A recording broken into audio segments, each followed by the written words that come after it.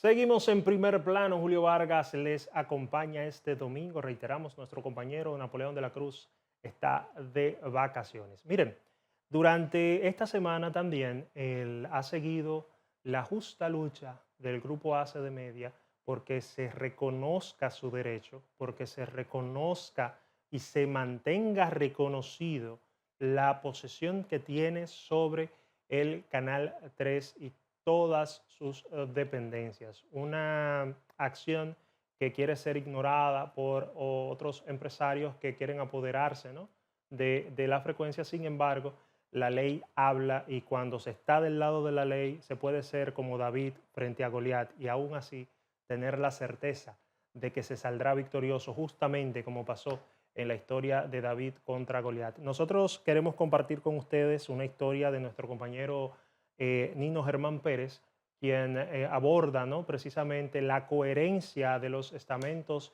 y organismos de justicia y de procura de la justicia de este país sobre este particular. Veamos.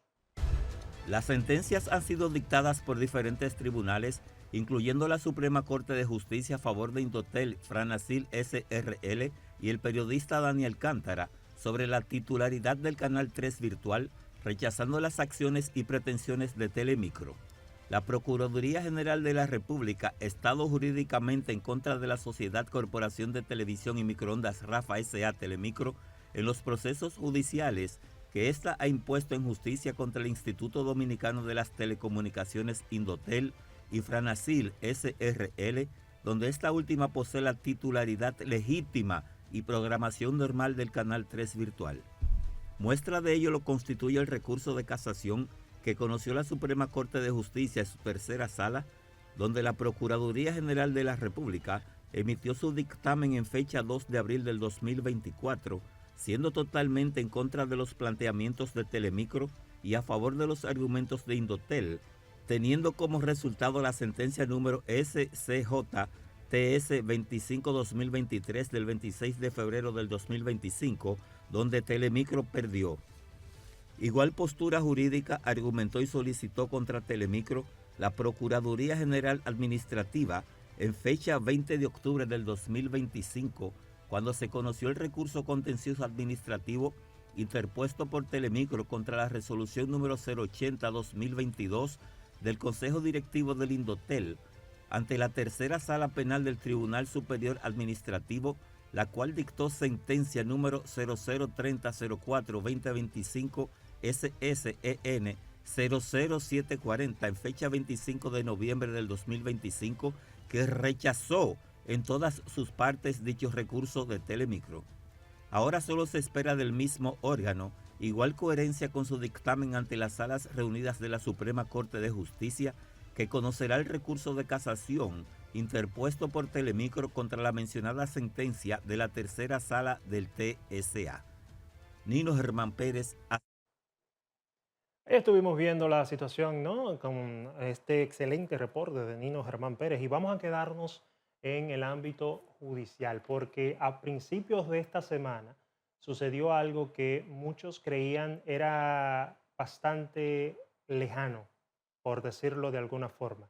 Sin embargo, sorprendió a la sociedad dominicana a principios de la semana la declaración de culpabilidad, o mejor dicho, la condena de culpabilidad al menos 29 acusados en los casos Coral y Coral 5G, entre los que se encuentran el ex director del Cuerpo de Seguridad del presidente Danilo Medina y también el general Torres Ruipiú, quienes fueron condenados por, entre otras cosas, corrupción administrativa, condenados hasta 20 años. Inclusive también la pastora Rosy Guzmán recibió una condena de 10 años, si no mal recuerdo. La realidad es que el tribunal repartió 171 años de cárcel entre los 29 acusados o condenados ya, mejor dicho, en este delito. Y esta es la, digamos, la primera gran victoria que tiene el Ministerio Público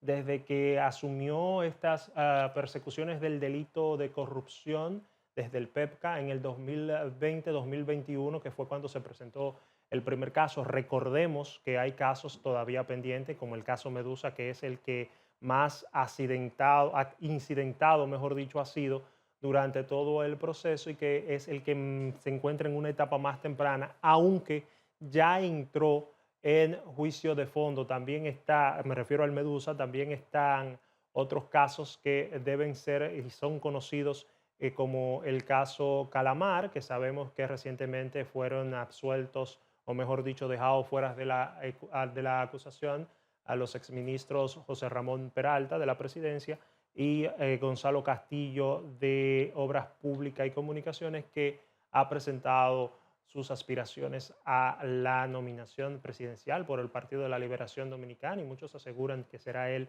el candidato. Pero volviendo al tema inicial, que es la condena sobre este caso, hay que decir que es un espaldarazo de la justicia a las investigaciones del Ministerio Público. Es una victoria necesaria porque, como ya dije, tantos años dentro de este proceso, con varios casos, con varios frentes, sin una victoria clara ni contundente como es la del caso Coral, el Ministerio Público se veía debilitado y ya la gente estaba perdiendo la fe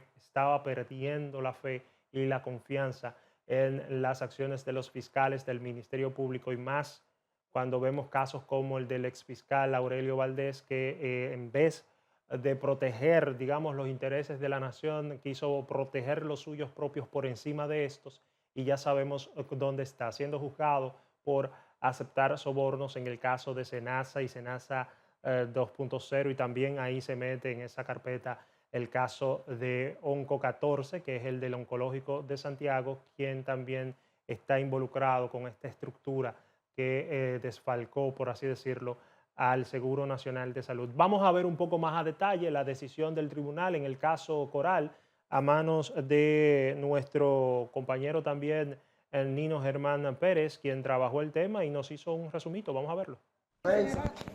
Por favor, ¿qué opina? Usted tiene que decirle al país, general retirado, general, tiene que decirle al país. El mayor general Adán Cáceres no dijo ni esta boca es mía al salir de la audiencia en el primer tribunal colegiado del Distrito Nacional con 20 años de prisión en las costillas. El doctor Fernando Pedro Enríquez, jefe del equipo de recuperación de patrimonio público, valoró la sentencia. Primera vez que una cúpula militar activa es condenada en los tribunales de la República por hechos cometidos durante el ejercicio de una función pública, pero sobre todas las cosas, es la indemnización más alta que se ha otorgado a favor de una víctima en un caso de corrupción pública. Una indemnización de 5.000 millones de pesos y el reconocimiento del Estado Dominicano como víctima de hechos cometidos por funcionarios. En tanto, el director general de persecución del Ministerio Público, Wilson Camacho, calificó de histórica la condena a los militares. Esta sentencia es un reconocimiento al trabajo del Ministerio Público y a la fortaleza de la investigación. Nosotros esperamos que en la medida que nosotros sigamos presentando las pruebas como lo hemos hecho hasta ahora, los tribunales sigan enviando señales de esta naturaleza que nos permitan seguir empujando la frontera de la impunidad. De su lado, Félix Portes, abogado del general Rafael Núñez de Asa, condenado también a 20 años, anunció que apelará la sentencia contra su defendido. Obviamente vamos a esperar que el tribunal dé la decisión íntegra el 14 de agosto y obviamente vamos a apelar para aquellas personas que fueron condenadas, obviamente vamos a apelar, porque no estamos de acuerdo con y lo de 5.000 millones al Estado, ¿qué usted tiene que decir? Porque yo entiendo que es una sentencia que nunca antes se había emitido una sentencia como esta, personas condenadas a 20 años por actos de corrupción, cuando normalmente por estos actos se han condenado a 8 o 10 años, no más de 10. Así que yo entiendo que es diferente y es por eso que nosotros vamos a apelar. El primer tribunal colegiado del Distrito Nacional condenó la madrugada de este martes a 20 años de prisión al mayor general Adán Cáceres Silvestre, al general Juan Carlos Torres Robiú y al coronel de la Policía Nacional Rafael de Asa, tras encontrarlos culpables de integrar un entramado de corrupción que desfalcó al Estado Dominicano con miles de millones de pesos. Histórico el resultado de este caso. Obviamente, dentro del debido proceso, los acusados tienen la capacidad y el derecho, la prerrogativa, si se quiere, de apelar a la condena, de llevar el caso tal vez a una instancia mayor y tal vez obtener una especie de resultados diferentes. Mientras tanto, se le anota el tanto al Ministerio Público de que ha logrado una condena histórica. El propio abogado Portes lo decía, la de mayor condena en este tipo de casos, y también la de mayor indemnización para el Estado Dominicano, que estamos hablando de 5.000 millones de pesos, de, digamos, parte de la condena que tienen que devolver o entregar, mejor dicho, como indemnización al Estado dominicano. Como dije, desde Odebrecht inclusive, que es un caso de corrupción administrativa, asociación de malhechores y cargos muy similares, por no decir los mismos, a estos casos que se están ventilando todavía en la justicia, incluyendo Coral y Coral 5G, el Ministerio Público no había dado ese golpe tan certero como lo dio en el caso Coral.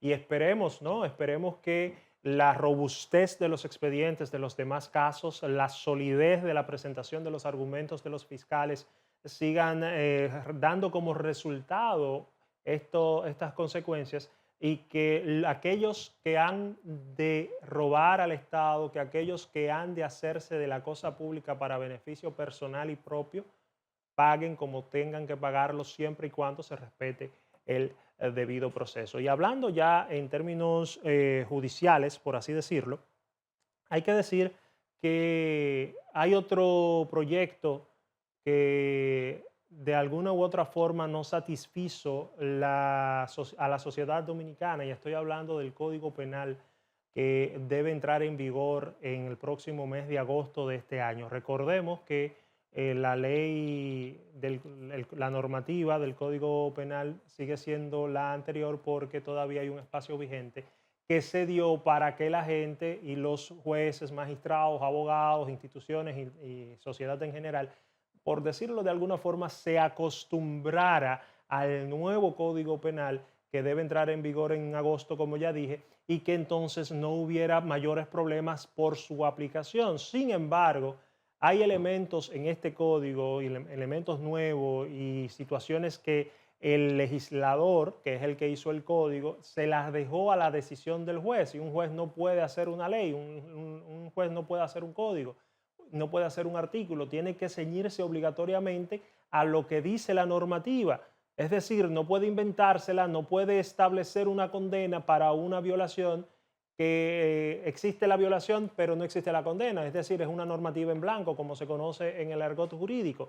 Y esta precisamente es la situación que llevará esta pieza hasta el Tribunal Constitucional, según entienden algunos, que deberá arreglar ciertas incongruencias, ambigüedades y contrariedades directas con la Constitución dominicana. Al menos es lo que algunos sectores han propuesto o han determinado luego de que se diera a conocer que este código ha entrado o va a entrar en vigor en unos 2 meses. Y yo personalmente les digo que me extraña que no se haya sometido a alguna acción de inconstitucionalidad en este código, porque como lo conozco, no lo conozco completo, sin embargo, conozco de lo nuevo que viene en este código, hay algunas incongruencias ahí que llaman la atención de cualquiera que tenga el más mínimo conocimiento, ya sea de comunicación o del derecho. Vamos a ver precisamente por qué situaciones llevarían este código hasta el Tribunal Constitucional en esta historia de nuestro compañero Félix Montán. El artículo 208 del Código Penal, que se refiere a la difamación, entra en conflicto con una resolución del Tribunal Constitucional, donde afirma que la difamación no debe constituirse en prisión. El presidente de la Sociedad Dominicana de Diarios estima que habrá que recurrir ante el Tribunal Constitucional para corregir esa situación. Y el Tribunal Constitucional ratificó la no prisión justamente cuando modificó la ley de partidos políticos también, que mandaba hasta 10 años de prisión y multas de varios salarios mínimos para los ciudadanos que hicieran comentarios negativos sobre los candidatos. Sin embargo, el código vuelve a traer la prisión cuando ya el Constitucional la ha eliminado. Y yo creo que ese es el primer conflicto que vamos a tener de orden constitucional. En ese orden también se expresa el presidente de la Comisión Nacional de los Derechos Humanos, al indicar que no van a permitir que se afecte a los medios de comunicación. El Código Penal va a entrar en vigencia en agosto y desde ya la Comisión Jurídica de los Derechos Humanos tenemos temas como el de difusión y expresión del pensamiento que viola la Constitución, pero hay otros elementos como el DNI y otros elementos que nos lo pasan por debajo de la mesa los congresistas y que nosotros vamos a acudir al Tribunal Constitucional, por lo que ya se puede observar el Código Penal que todavía no ha entrado en vigencia y que va a entrar en vigencia el próximo mes de agosto, ya empieza mal y empieza cojo por violaciones constitucionales, sobre todo en el caso de ustedes los periodistas, que se quiere aplicar una moldanza que bajo ningún concepto la Comisión de los Derechos Humanos lo vamos a aceptar. Son muchos los sectores que han reaccionado preocupados por la supuesta censura que conlleva la entrada en vigencia del Código Penal. Estuvimos viendo la situación que llevará el Código Penal al Tribunal Constitucional. Miren, no quiero irme a la pausa sin antes hacer mención a que hoy domingo 21 de junio acaba la primavera, comienza el verano y entramos en, digamos, al final de la primera mitad de la temporada ciclónica, que en esta ocasión, este año, por los efectos del Niño, puede ser una temporada ciclónica que se mantenga por debajo del promedio en cuanto a términos de actividad. Sin embargo, se esperan algunas 13 ya tormentas y para eso precisamente el gobierno ha presentado un nuevo plan anticrisis por tormentas y huracanes. Lo hizo esta semana precisamente, y nosotros queremos que ustedes vean cuál es el plan y cuáles son las acciones a desarrollar, ¿no?, en las próximas semanas para poder enfrentar cualquier situación que se presente con los fenómenos atmosféricos que nos han golpeado bastante en los últimos años e inclusive, hay que decirlo, nos han tomado desprevenidos. Vamos a verlo y nos vamos a una pausa. ¡Wow! Durante esta temporada de huracanes, el país debe prepararse para enfrentar dos factores de riesgo. Por un lado, la actividad ciclónica y por otro, la sequía que caracteriza al fenómeno El Niño. Eso no quiere decir de la importancia y de la fortaleza de los huracanes. En ese sentido, el presidente Luis Abinader informó que el Comité de Agua y Construcción se mantiene en reuniones periódicas cada martes para tomar todas las previsiones del lugar. Asimismo, el director del Instituto Nacional de Recursos Hidráulicos, Olmedo Cava, precisó que se ha empezado a despachar el agua de manera racionalizada tanto para consumo como para reguío. De manera permanente, aún sin retos como este, de manera permanente entre la disponibilidad para el agua potable, el riego y la generación de la energía. Estamos despachando el agua de una manera optimizándola, racionalizándola, pero despachando agua suficiente para que la producción agrícola esté garantizada. Estamos haciendo encuentros con los productores agrícolas, con la Junta de Regantes. En el día de ayer, por ejemplo, hicimos una reunión con la Junta Agroempresarial Dominicana, la YAD, con su consejo directivo. Mientras, la directora del Instituto Nacional de Meteorología, Gloria Ceballos, advirtió que el hecho de que se pronostique una menor actividad ciclónica para esta temporada no significa que se deba bajar la guardia, recordando que solo un fenómeno atmosférico podría causar grandes daños. Durante la presentación de este plan anticrisis basado en la prevención, el director del COE, Juan Manuel Méndez García, destacó los esfuerzos del gobierno para disminuir los factores de riesgo. Esto no significa que estemos libres de amenaza. Basta con que un solo ciclón impacte nuestro territorio para generar daños significativos. Menos ciclones no significa menos riesgo. Este es un gobierno que se ha caracterizado, y hablo como vocero oficial del gobierno en situaciones de emergencia, con la venia del señor presidente, se ha caracterizado por el tema de la preparación y de la reducción del riesgo. Ha construido más de 50 kilómetros de cañada para evitar de que la población sufra lo menos posible. Ha construido en esta gestión del presidente Luis Abinader 13 radares Doppler que le permite a las instituciones que usted dirige y otras entidades más trabajar la prevención con mucho mayor celeridad. El jefe de Estado convocó a un consejo de gobierno para la próxima semana a fin de socializar y consensuar el plan de contingencia, mientras que más adelante se reunirá con las municipalidades para trazar las pautas de cara a esta temporada ciclónica. Rosalba Escalante, ACD Media Noticias.